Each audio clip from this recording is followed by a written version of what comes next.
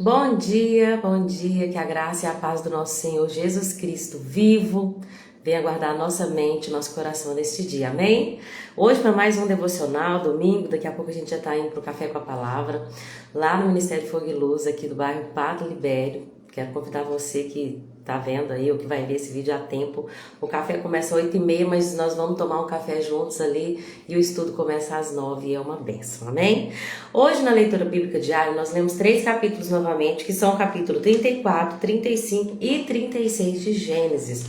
Esse devocional não vai ficar comprido, eu creio que vou falar algumas coisas que eu acredito que são importantes, mas que vão ser breves. Primeiro a gente vê, gente, que Diná, que era a filha de Jacó, e Lia, ela sai de casa e vai visitar algumas moças que viviam naquela região. Lembre-se que aquela região ainda era uma região habitada por pessoas que eram pagãs. Eu até pesquisei no site porque eu não queria difamar a imagem de Diná. Algumas pessoas vão dizer isso, que Diná, tudo que aconteceu com ela foi por causa de ela ter amigas naquela região e de ela ir encontrar essas amigas, e desse erro dela de sair de casa para encontrar essas amigas, vai acontecer algo terrível com ela. Eu não sei se eu posso culpá-la, sabe? A gente não pode condenar ninguém. Mas uma coisa é fato, cuidado quando você sai da proteção do seu pai. Cuidado com quem você anda.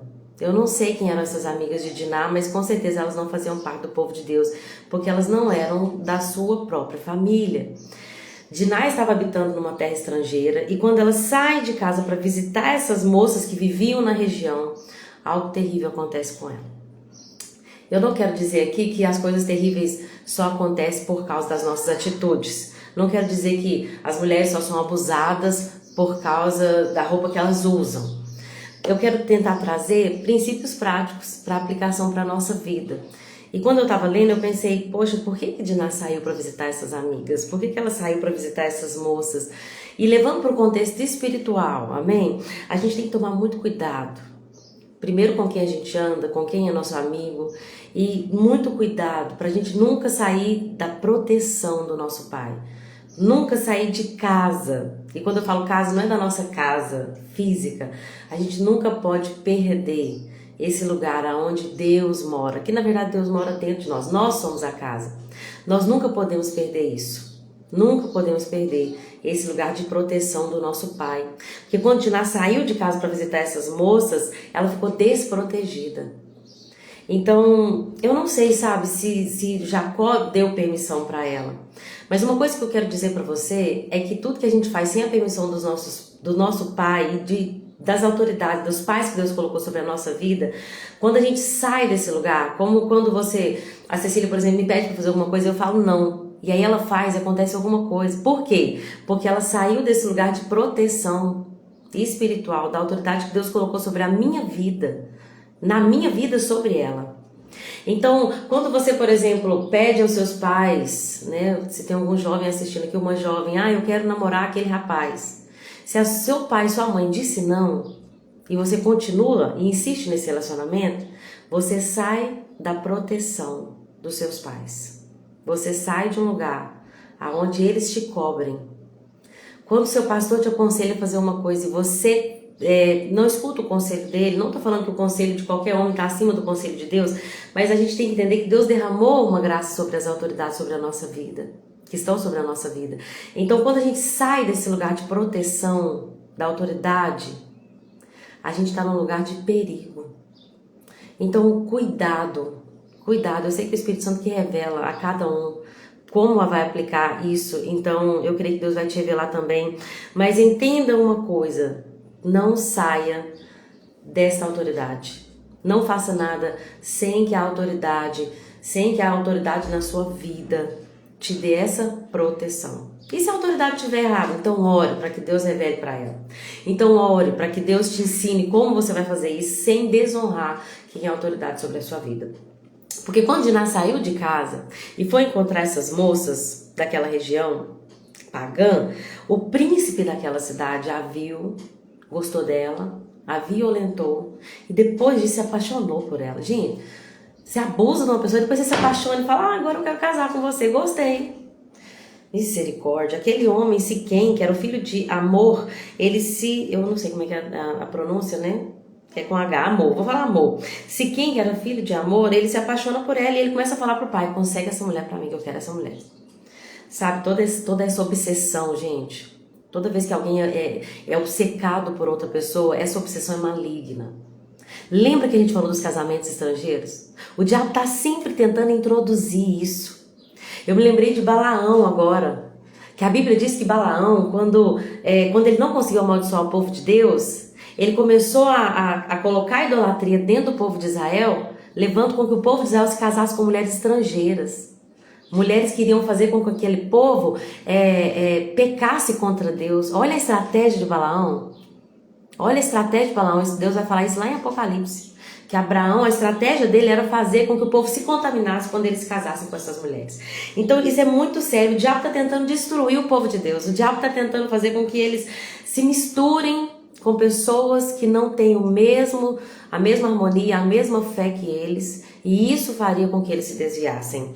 Então aquele homem ele tem uma obsessão por Diná. E ele vai fazer de tudo para que Diná se case com ele. E aí, ele até fala com o pai dele, a gente pode até conseguir outros casamentos. Os filhos de Jacó, a gente junta eles com a nossa família aqui, a gente casa com as filhas deles, eles casam com nossas mulheres, e vira aquela bagunça toda. Não é isso que Deus quer pra nós, gente. Toda mistura, eu não tô falando de casamento, tá? Tô falando de aliança. Toda mistura vai gerar problema. Nós precisamos andar com quem tem o mesmo pensamento que a gente. A gente tem que andar com quem tem a mesma fé que a gente.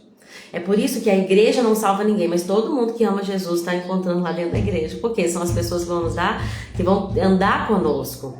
São pessoas que têm a mesma fé que a gente, que vai levantar a gente quando a gente estiver desanimado. Por isso que a Bíblia diz, não é bom que o homem ande só. Por isso que a Bíblia diz lá em Eclesiastes, o homem não deve andar só, é bom que andem de dois, porque se um cair, o outro levanta. Porque se ele estiver com frio, quem vai se aquentar? Isso é muito importante, que nós não andemos só, mas que a gente pense nas nossas alianças, com o que a gente tem feito. O diabo está sempre tentando nos fazer misturar. Cuidado, porque é nessa mistura, como foi a estratégia de Balaão, é nessa mistura que muitas vezes a gente se perde. Ande com quem anda com Deus. Eu tenho pedido a Deus, eu quero conhecer as tuas amigas. Porque nós temos um amigo em comum. Quando a gente anda com alguém que tem um amigo em comum, não é? Não é assim, você conhece uma menina que tem um amigo em comum. E aí vocês têm alguma afinidade, porque vocês têm aquele amigo em comum. Vocês têm uma coisa em comum também. E é tão gostoso quando a gente anda com alguém que ama Jesus, do jeito que a gente ama, e tem o mesmo espírito, e fala a mesma língua. É maravilhoso. A gente precisa andar com essas pessoas. O povo lá de Atos, eles eram unânimes. Eles andavam juntos, eles eram como um só povo. E é por isso que eles eram prósperos espiritualmente em tudo que eles faziam. Ande com as pessoas que amam a Jesus. Amém? Mas aí os filhos de Jacó vão armar uma cilada para poder se vingar daquele homem. E aí Simeão e Levi, que são os dois primeiros filhos de Jacó, que seriam ali o primogênito e o segundo na linhagem, os que receberiam a melhor terra. Lembra da primogenitura? A bênção da primogenitura? Aqueles homens estão prestes a perder aquela bênção. De fato, eles perdem a liderança, eles perdem a terra, eles perdem esse direito de primogenitura, porque eles vão se vingar com as suas próprias mãos. Eles vão atrás de Siquém e falam, não, a gente vai querer sim se misturar com vocês, a gente gostou da ideia, vamos sim, vamos virar um só povo. E aí eles falam, mas tem uma coisa, vocês têm que circuncidar. Lembra que circuncidar é cortar a pele do prepúcio, do órgão sexual masculino.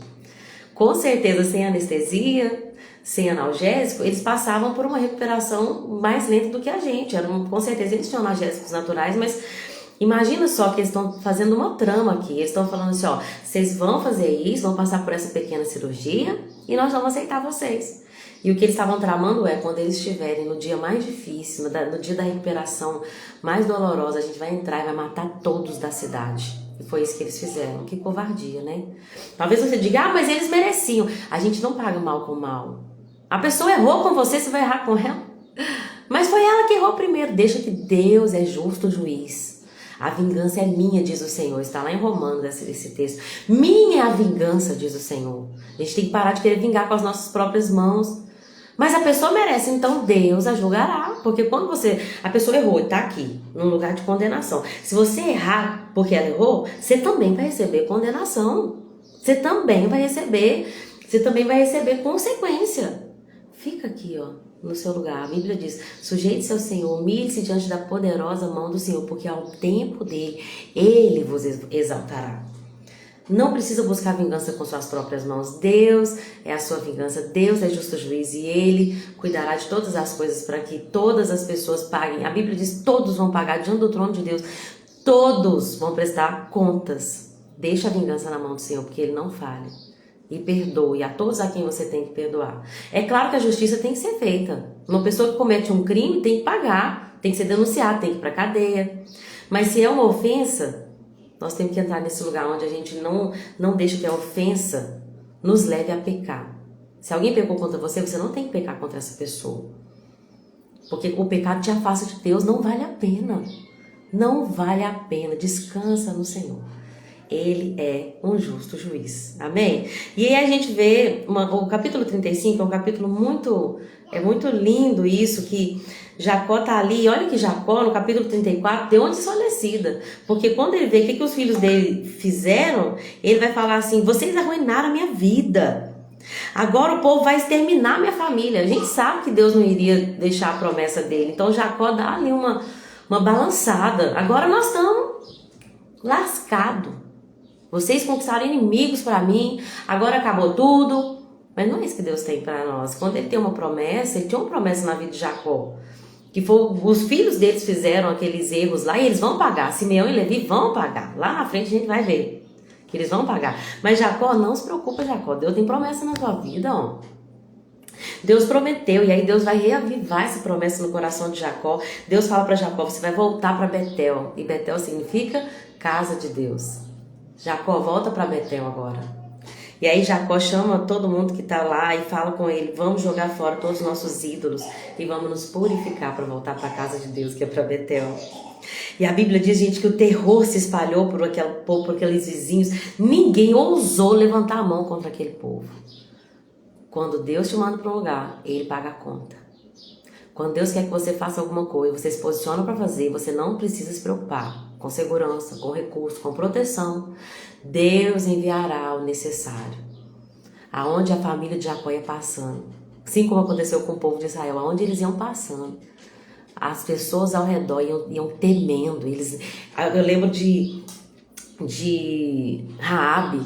A Bíblia diz que o povo de Jericó tremia de medo do povo de Deus. Eles temiam ao Deus de Israel, porque eles sabiam o que Deus tinha feito com aquele povo. E Deus vai fazer isso com Jacó aqui já. Ó, o povo de Israel, ninguém vai levantar contra eles. Enquanto vocês estiverem em obediência, o povo da terra não vai ter poder para se levantar contra vocês. Eu vou colocar um temor no coração deles.